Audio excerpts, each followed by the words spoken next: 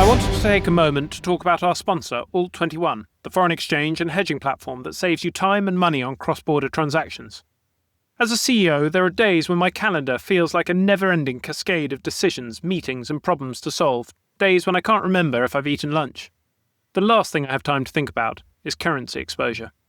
This is where Alt21 can help by taking the complexity out of foreign exchange. With their FX and hedging platform, you can lock in exchange rates and automate payments. And with their low fees, up to 90% less than competitors, you'll save money while freeing up your time for what really matters. If you want to stop juggling and start focusing on growing your business, head to alt21.com. That's alt21.com to find out more.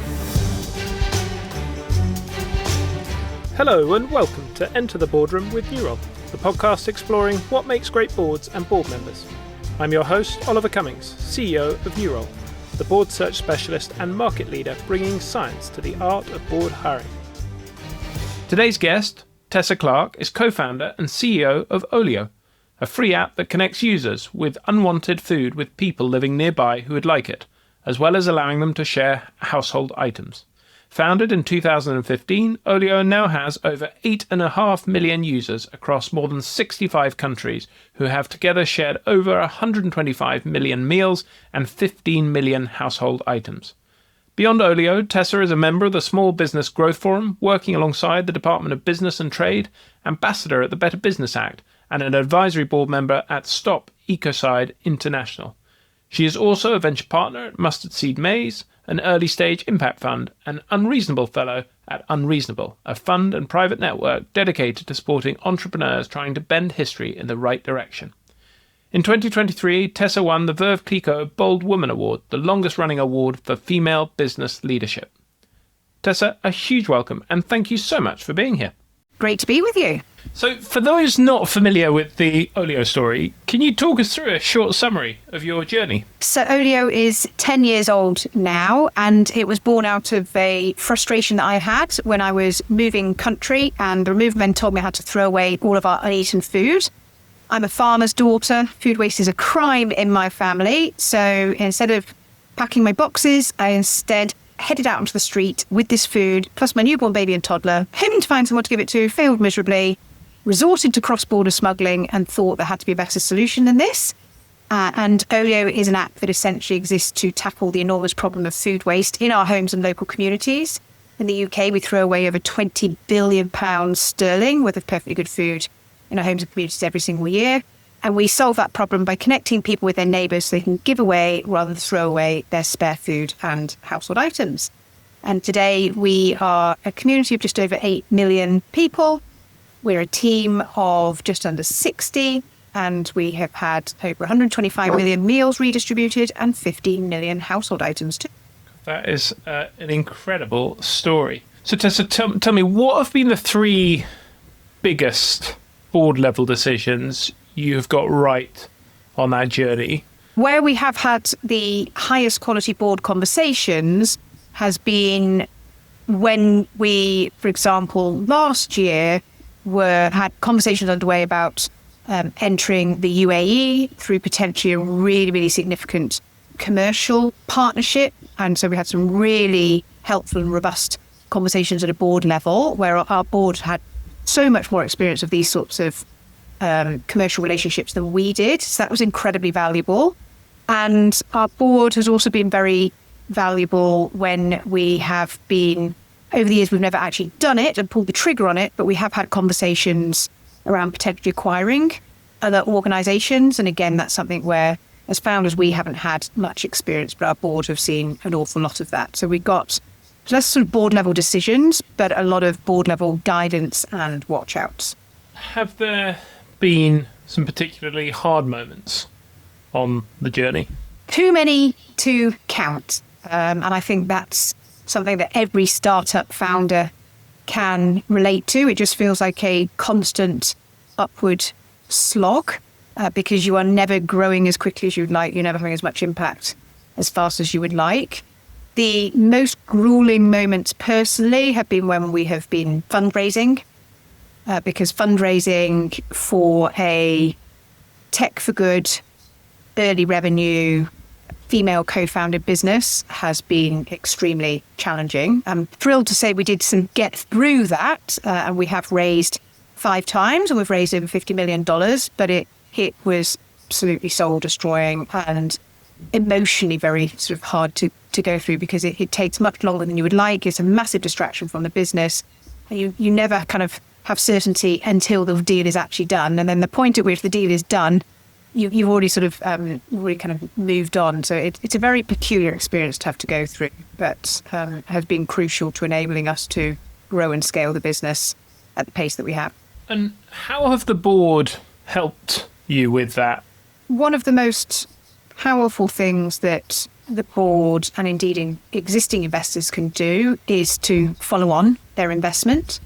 And our board members have always, without exception, followed on with their investment. And given that they are closest to the business, they've seen how we're operating. That's a really, really positive signal to the market, in particular, given the caliber of investors and board members that we have sat around our table. And then they also help connect us into their investor network, which is obviously incredibly helpful as well. And in terms of helping you sort of set that vision and strategy, how have they helped you think through that challenge? One of the key things that we have always made very clear to our investors is that what we are doing is extremely difficult. There is no precedent for what we're doing. We are unlocking an enormous TAM, but because we are first of a kind, that means we're having to really figure stuff out from first principles, from the ground up, in every aspect of the business, both kind of our operations, but also our business model. We have one of the sort of most powerful things that our investors have done and our board have done is to perhaps actually, ironically, be sort of more patient than we as founders are. So we are constantly beating ourselves up that we're not moving quickly enough, but we're very fortunate to have some extremely experienced marketplace investors who recognize that actually the most powerful marketplace businesses are not built over 2, 3, 4, 5 years. They're actually built over 1 to 2 decades. And that has been sort of very helpful and reassuring, just recognizing that we are on the right path. But by very definition, what we're trying to do is extremely difficult. So our investors have a truly patient and sort of long-term time horizon, and we deliberately selected them for that. They also are all sort of not just mission aligned, but mission obsessed.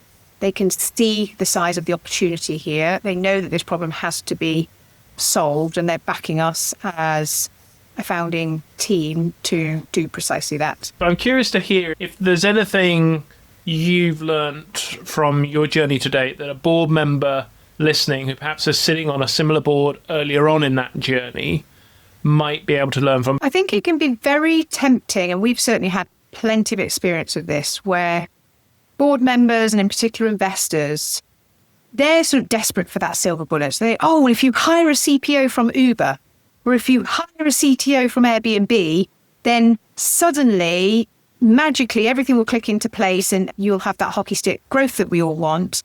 And having now hired lots and lots of people who have incredibly high caliber with unbelievable pedigree, it's just a lot more challenging than sort of bringing in someone and expecting them to kind of overnight change and improve things. So that is definitely something where we've had to have kind of a healthy tension and conversation around.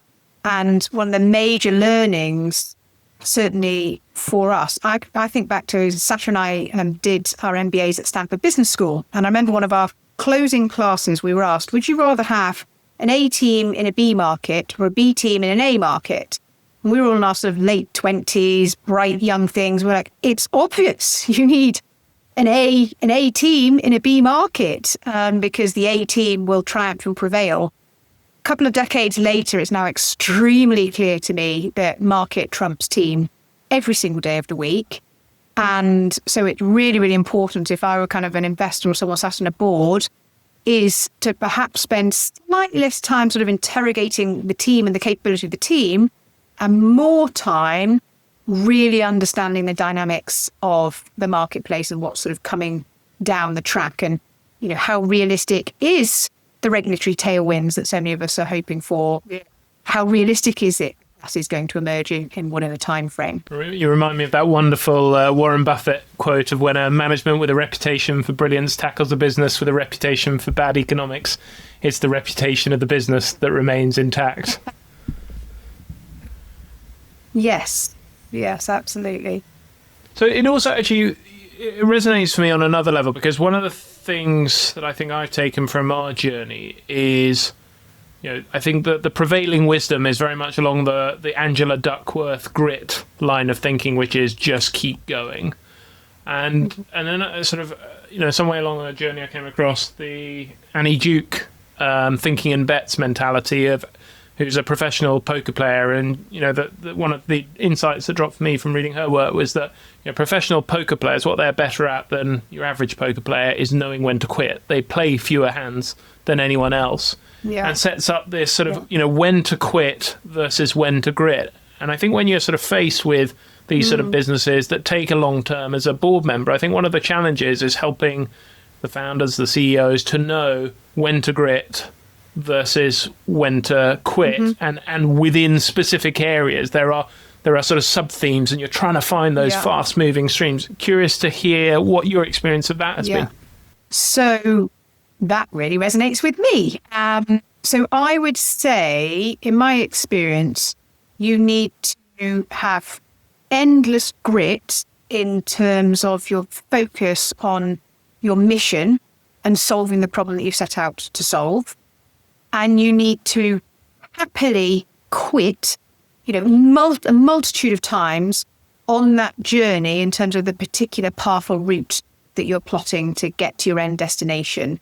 And so an example of this at Olio would be that when we first launched Olio, we set out to solve the problem of food waste in our homes, basically. And we very quickly found that it is extremely difficult to persuade people to download an app and then leap off their couch, open their fridge door or their cupboard door and add surplus food to food sharing app. This is very novel and unusual behaviour, especially in a sort of stiff British upper lip type culture. And actually, what we found is that people, however, were very happy because it was established behaviour to declutter their kids' playroom and give stuff away via Olio. So very quickly we realised, well, let's lean into that. That's people's starting point in their journey. And over time, we'll bring them to the food sharing piece. And then when it came to monetization, it is notoriously difficult to monetize a consumer business, especially if it is kind of subscale. And even though we've got millions of people, relatively speaking, that's still pretty subscale.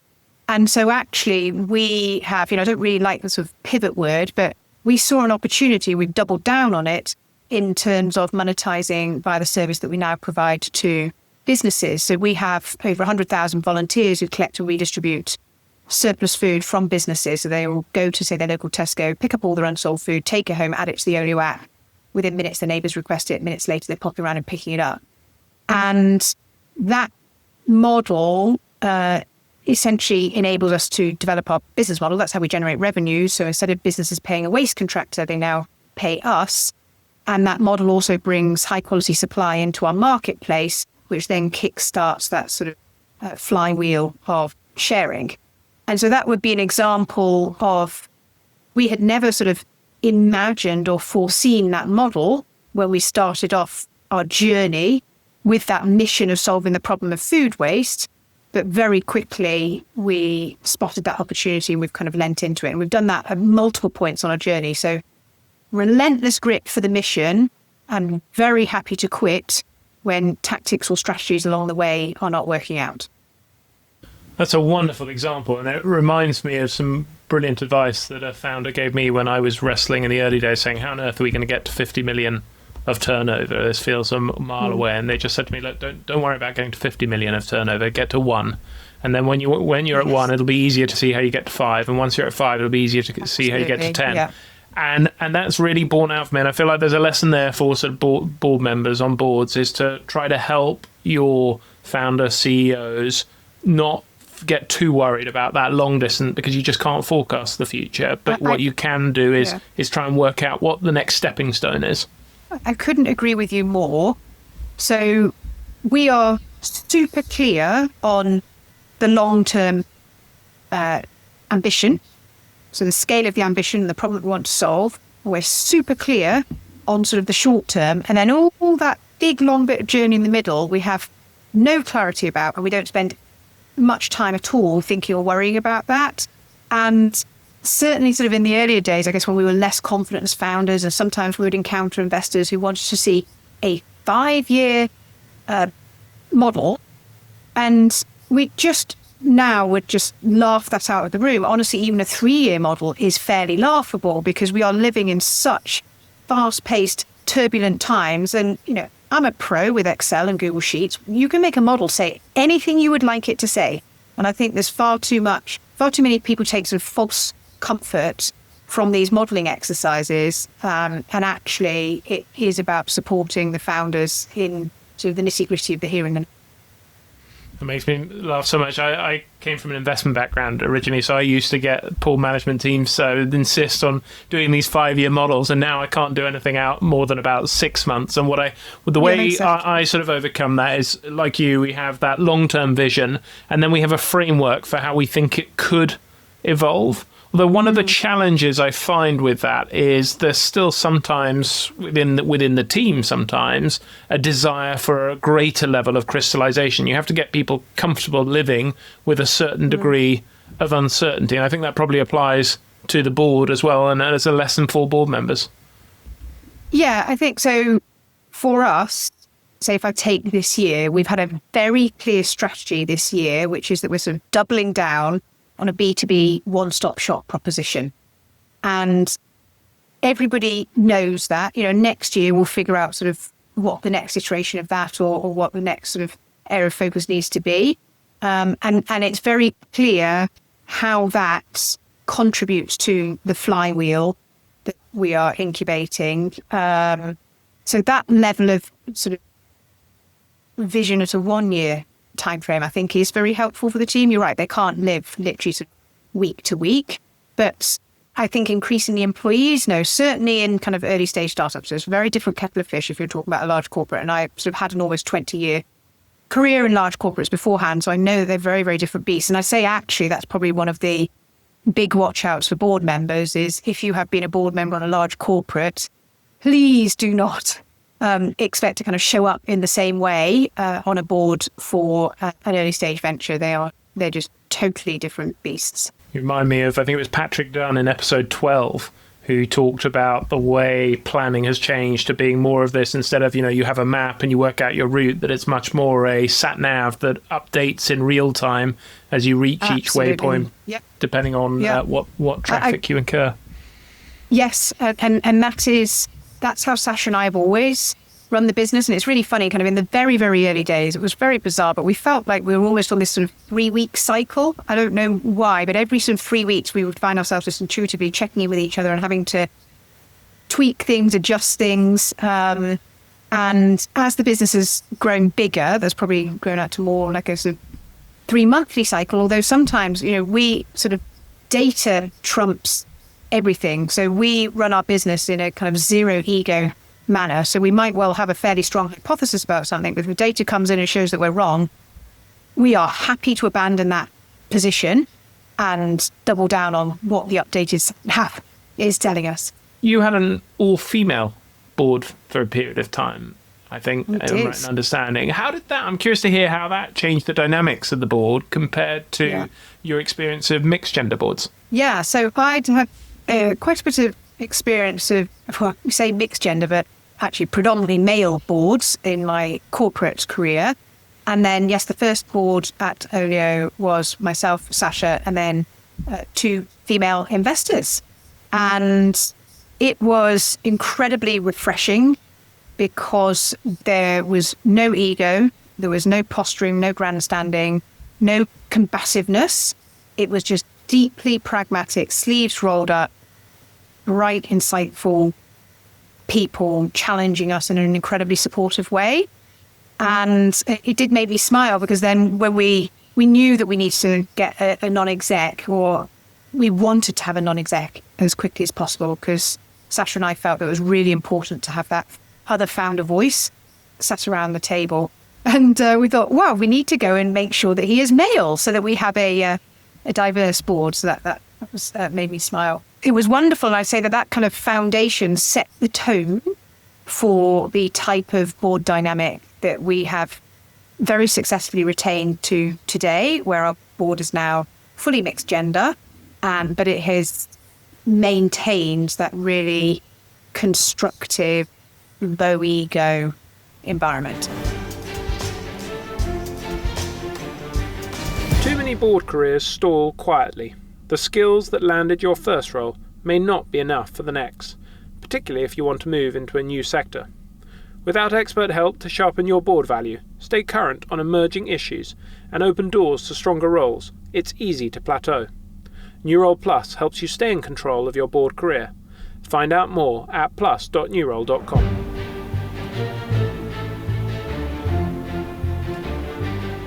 So tell me more about why you felt you needed the independent non-exec. Yeah, to me, it was fairly obvious that whilst investor directors would be brilliant at pattern recognition, brilliant at taking them on your journey, so they're much more likely to follow on, which we've discussed how important that is, and very helpful at opening up their portfolio companies to you. What investor directors sort of can't bring is that nitty-gritty operational experience. And as you were saying earlier on, it was very easy for people to sort of chip in great ideas from the sideline, but it's only another founder who understands what it feels like on a day-to-day basis to have no shortage of brilliant ideas of things that you could do, but to understand that you are fundamentally limited from a resource perspective. So having that sort of founder voice, sort of backing you up, but also challenging you as well, was just very, very helpful and credible. And then when we have been through things like fundraising, again, having another founder who has raised multiple times, has got real credibility in the marketplace, sort of backing your corner when you come to be having those really difficult conversations about dilution, for example, and valuation, that's been incredibly helpful. So I personally would never have a board without at least one non-exec director on it. And how did you go about finding that person? And I'm interested to hear how you thought about the return on cost invested of that.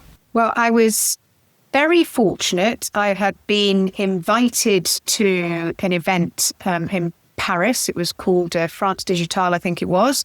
And Fred Mazzella, one of the co-founders of BlaBlaCar, who's just an incredible entrepreneur, and he was sort of had a very prominent role at that event. And I went to a breakfast event. I heard him sort of stand up and speak, and I just realized, oh my goodness, he would be an incredible board member for us because he has that marketplace experience and because he really understands the sharing economy as well, and he really shares our values. And I will never forget when we were inviting him to become a board member, he said, well, I will not be prepared to fly in for board meetings because I care about my carbon footprint. And at which point, Sasha and I were like, oh, yes, he definitely is sort of a sort of values-aligned board member. But I essentially plucked up the courage to go and pitch to him. I sort of grabbed 2 minutes at that event after he'd spoken, explained the problem we were solving, how we were going about it, and asked him if he would be open to having a conversation about potentially joining our board. And the rest, as they say, is history. Having gone through that experience, are there qualities that you realise now you should have been looking for, that you might have been lucky to get anyway, but that have turned out to be important, or that you missed that you would have liked to have known about? Well, I would say, so we're actually in the process now of reinvigorating our board and looking to bring someone new onto our board. And I'm thinking about it in the same way that we think about selecting any investor or making any hire. And for us, we've got a couple of criteria. So the first thing is that people need to be not just mission aligned, but mission obsessed. And that is a whole new level of, I guess, engagement and involvement and buy-in to what we're doing. Then the second thing that we really look at is ensuring that people don't just sort of say that they like our values, but kind of cut them and they bleed our company values. So we've just got 4 company values. They are inclusive, resourceful, caring, and ambitious. And Fred absolutely sort of met that criteria, and any future, and all of our current board members do, and any future board member would have to as well. Then the third thing I look at for the board, so it's like, are they mission obsessed? Do they bleed our company values? And then I think, what sort of unique value add are they bringing to the table? Whether it be perhaps an impact investor who can really bring that impact lens to the table, perhaps someone with deep marketplace expertise, perhaps someone who's got lots of experience with international expansion or M&A activity. So I'm quite clear for each member around our table what sort of extra value add they are bringing. Have there been any moments where a board member has changed the trajectory of the business for you yet? I would say no, in terms of dramatic sort of right or left turn or U-turn, but every single board meeting without fail, we get some very helpful steers or guidance or challenges, or have you thought about that? And also, Sasha and I listen not just to what our board members say, but to what our board members don't say. And so a recent example of this would be when we were potentially looking to acquire another organisation. And whilst the board was sort of supportive of that, it was clear that actually they weren't sort of fully pulled in. So we didn't hear them say, you must crack on and do this. This is going to be a fantastic... And so I think it's really important to listen not just to what your board say, but what they don't say. But certainly kind of, in the early days, for example, some of that investor pattern recognition piece is powerful. So we had lots of different data points. We were trying to experiment with lots of things, and we didn't have any benchmarks. And I remember Sonali at Excel, she was on our board and invested with Olio through multiple rounds. Very early on, she spotted that we had sort of hundreds of people offering to volunteer for us. And we didn't know whether that's weird or normal, and she immediately, because like there is something really unique and unusual kind of going on there. You need to double down on that. And we did, and we doubled down on that. And today we have an ambassador program of over 50,000 people who are spreading the word about Olio in their local communities. And we've really invested quite heavily in that channel. And it's been a really, really effective growth hack, I guess, if you like, for us as a business. And that came through a board member who's seen lots of startups doing lots of things and being able to pass through the noise and see where the signal is. Wow, that's a wonderful example of where, because of their ability to look across all those different businesses, they're able to spot something that's hiding in plain sight for you. Yes. That you wouldn't have known to double down on and just say, hey, that's really a seam you want to mine. Yeah, exactly. Yeah. You have what I think you call a rules of the road document for your board, which is something I have not seen before for an organisation as early stage as you are in your journey. And I love it. Tell us more about the rules and how you use it. Yeah, so as I've alluded to, I had plenty of experience with corporate boards before Olio. And it was very clear to me that boards can quickly become quite value destructive and, quite frankly, quite unpleasant and stressful things to have to deal with. And so I wanted to try and sort of head that off at the pass. And so what we did was, when we formed our board, Sasha and I just did a very simple sort of one-pager slide, which is our sort of rules of the road. And we laid out the things that we'd seen sort of go wrong in other boards, and we wanted to try and sort of preempt that and make our expectations really, really clear. So the first point on that board, and this is a really important one, in particular when you have lots of investors who are different size investors who invested at different points in your journey at different prices, our number one sort of rule of the road is Olio first. And so we kind of recognise in that statement, we say we all have different incentives, but these must be placed behind Olio's best interests.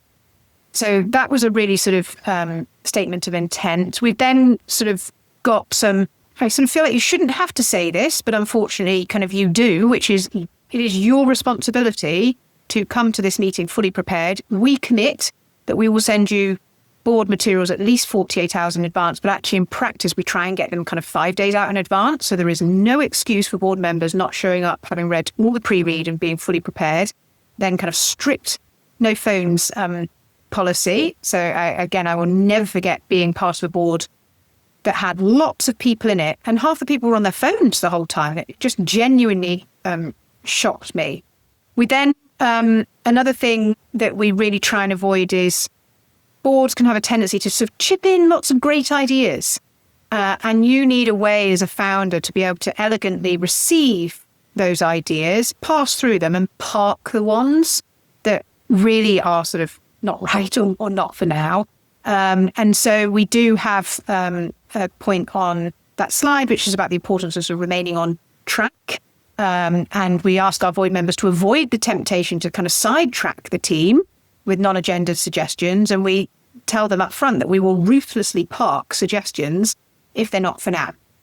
And that's just incredibly handy, because if you're not careful, you can leave a board meeting with 20 sort of to-dos, none of which you think in your heart part is actually going to add value to your business, but you feel like your board members have asked for it, so you need to do it. So having the confidence to sort of stop that, I think, is really important. And then we have a couple of bullet points which talk about the environment that we want. And so we say that we want a supportive environment, because Sasha and I as founders know that we perform our best when we feel that we're operating in a supportive environment. Absolutely, it can be challenging, but it needs to be supportive. Rather than, I've experienced lots of boards which are very combative. The board seems to feel like it's their responsibility to score points by chipping away at the executive team. And that is not an environment in which either Sasha or I will thrive. And then the final thing is we set the expectation that we would do annual board performance reviews, which we do. So I want to talk more about those in a second, but I'm curious to hear how you bring these rules of engagement to life. Is it that you're in a board discussion and someone brings up a point and you will shout out, is that Olio first? Or how often do you have to remind people about the rules of engagement once you've laid them out? So because we haven't changed our board massively, every couple of years we do revisit the rules of engagement. In particular, I say we haven't changed our board much. Like, we have had some turnover, in particular kind of in the observer roles. And so whenever a new person comes on, I seize that as an opportunity, kind of onboarding them, but also actually reminding everybody else. And we sort of share that in that board deck, and we sort of present that slide. And then in terms of the Olio first, I think we do it kind of more subtly by reminding people of our mission and the impact that we're having. And that's always very front and central. So, we haven't yet encountered that, but I am absolutely sure that that will become sort of far more challenging when we're, looking to potentially exit some investors and there's some real money on the table. And then the parking stuff, honestly, I just really think that is about you as a founder having the confidence to do that. Because if you think about your board members, they are desperate, or the right ones are desperate to sort of help you and to add value. And as a result, they will be sort of quite creative and lateral, perhaps, in their thinking and suggestions. And so you need to not dismiss their sort of good intention efforts to help you, but equally you need to be able to say, we'll just park that for now, or thank you for that suggestion, we'll follow up on that offline or whatever. So the other thing you talked about with these board performance reviews, which again must put you in the top 1% of boards at this stage of their journey, because most don't do them. And I think, it's madness when, if you're going to be high performing, why would you not do a performance review? Tell me, how did these come about, and what have you learned on that journey that listeners might find instructive?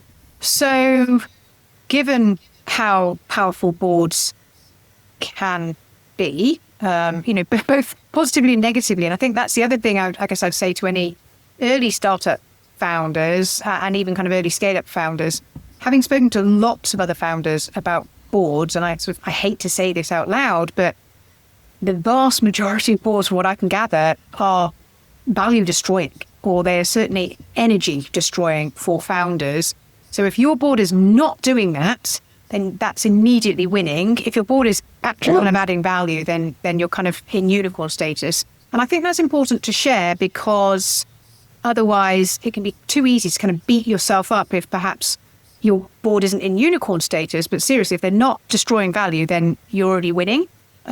So hopefully that's reassuring to some of the founders who are listening. And I've now forgotten, what was your question? Tell me more about how the performance reviews, came about, and what you've learned about measuring performance on a board. So with the performance reviews, we started off, we knew we wanted to do it once a year, and we started with a very simple mechanic, which was sort of an anonymous type form or whatever it was to each of the board members, asking them to rate the overall performance of the board on a scale of sort of 1 to 10. And then we asked for specific qualitative feedback around what the board should continue doing, what it should start doing, and what it should stop doing. We have kept that sort of quite high-level, light touch approach. And we have not, have thought, should we drill down to that next level and get each board member, rating each board member on their contribution?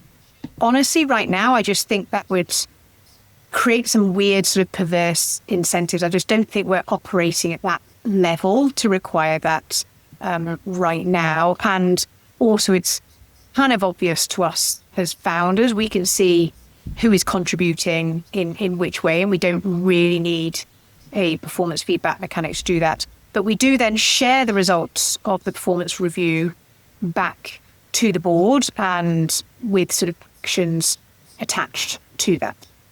And we found it a really kind of helpful process. One of our sort of biggest challenges is, because we only have quarterly board meetings, and because we are moving so fast and developing products so quickly, we do have a lot to kind of update our board on and just to remind them about. And so we have had a tendency to have too much kind of updatey type material, kind of getting them up to speed material.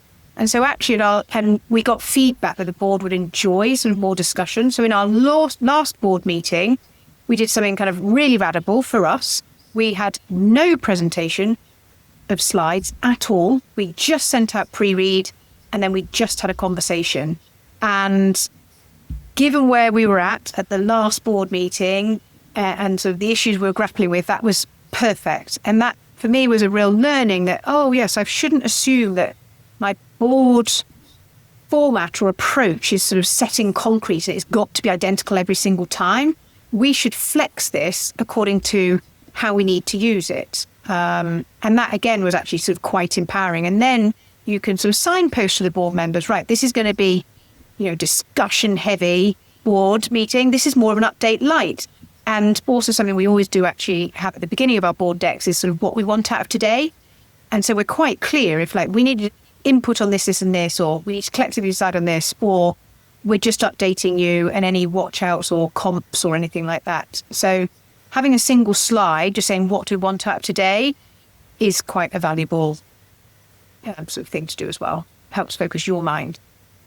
So when you think about the value that you're getting out of that performance review, it sounds like you already know as founders what value the board members are contributing. So what's the reason for doing them? Is it to enable those feedback discussions to help people get better and to do that in a more...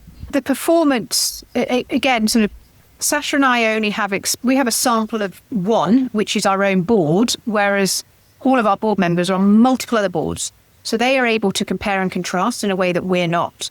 So actually, the feedback that we're getting is much more about them comparing and contrasting us to other boards and making suggestions of things they've seen that work particularly well elsewhere that we can consider adopting for ourselves. Tessa, time has flown, which means it's time for the lightning round, where I'm going to ask you a quick question and ask you for a short response if you're ready. Yes, go for it. Best book every board member should read and why? Well, best book I tell everyone who works in entrepreneurship to read is The Lean Startup by Eric Ries. But I would particularly encourage anyone who is becoming a board member of an early stage startup, because that sort of test, measure, learn approach is absolutely crucial. And it's more about that than this sort of highfalutin strategy stuff. So that would be my book of choice. Most impactful question you've heard in the boardroom? I would say that a lot of board questions, I'm not necessarily talking about our current board, but historically have tended to focus on the sort of the what you're doing or the how you're doing it.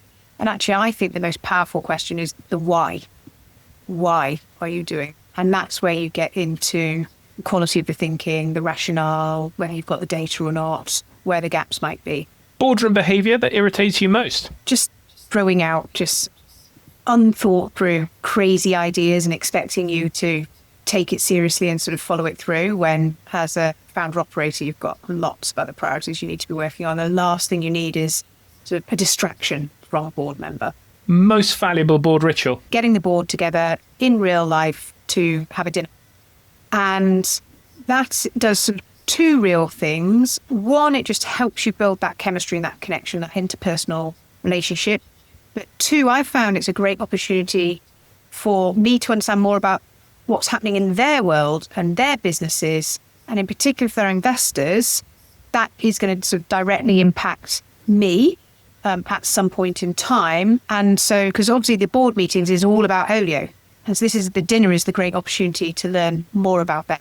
Favourite quote? Probably one by Margaret Mead, who said that she asked us to kind of never forget that a small, thoughtful group of committed citizens can change the world. Indeed, it is the only thing that ever has. Most significant professional insight? Trust your gut and your instinct. Worst professional advice you ever received? I've certainly been told on more than one occasion that sort of broadly, this is how things are done around here. And I just think that is never an adequate description for why something is the way it is. Yes, this process or strategy or business unit or product line might well have made sense at one point in time, but the world has changed radically since that point in time when it made sense. And so everything sort of within reason should be up for challenge and interrogation. What have you changed your mind on about boards over time? Well, I think I have seen through the Olio board that a board does not have to be a sort of gladiatorial experience that leaves you having kind of sleepless nights as a CEO. I still obviously do find them. They are sort of they are an important event, but they can be extremely constructive and collaborative and productive. How are you better today as a board member than when you started?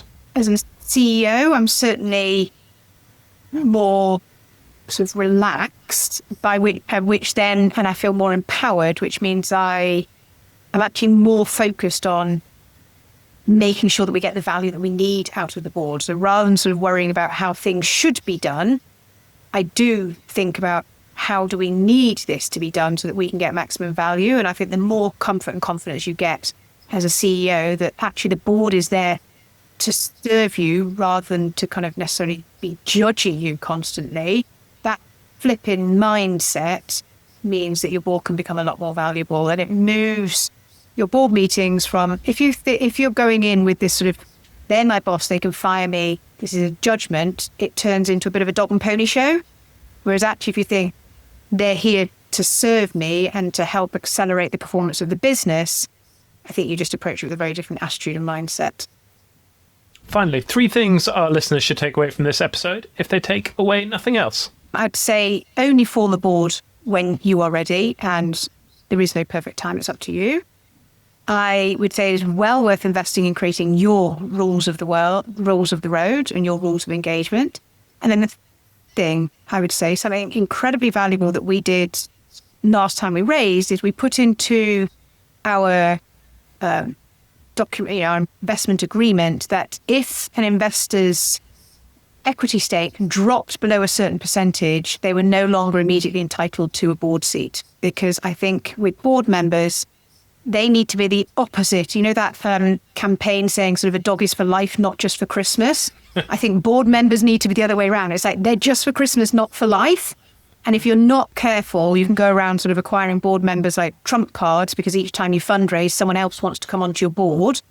And so having that in our investment agreement was very helpful. And then also forcing yourself to have that difficult conversation when you raise to make sure that you keep your board small, because generally on balance, a smaller board rather than a bigger board is better, because it means that people feel accountable, responsible, and they're all in. What a wonderful way to finish. Board members are for Christmas, not just for life. Tessa, thank you so much for sharing your experience and wisdom. My very great pleasure. Thank you for having me.